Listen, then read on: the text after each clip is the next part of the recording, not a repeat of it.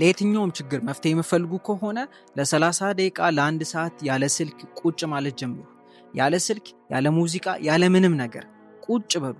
ያኔ የምነግራችሁ ነገር ምንም የምታስገቡት ነገር ስለሌለ ከእናንተ የሚወጣ ነገር ይኖራል።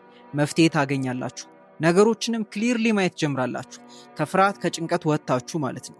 ስለዚህ ጸጥ ብላችሁ መቀመጥን ፕራክቲስ አድርጉ። እሱን ስታደርጉ ብዙ መፍትሄ ታገኛላችሁ። ሲጀመር ብዙ ዓለም ላይ ያሉ ችግሮች የሚፈጠሩት እኔና እናንተ ጸጥ ብለን ቁጭ ማለት ስለማንችል ነው።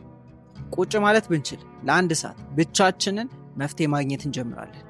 ብዙ ጊዜ ግን እሱን ከማድረግ ይልቅ ጫጫታ ውስጥ መሄድ፣ ስልካችን ላይ ሐሳብ ከሰው መጠየቅ፣ ብቻ ብክን ማለት ነው የለመድነው። እናንተ ግን ይህንን ትታችሁ ጸጥ ማለት ጀምሩ፣ መፍትሄ ታገኛላችሁ። እና ራሳችሁ ማሳደግና ማንነታችሁን ቀይራችሁ ህይወታችሁ ላይ ለውጥ ማምጣት መፈልጉ ሰዎች 1 ለ1 ኮቺንግ ይሰጣለሁ።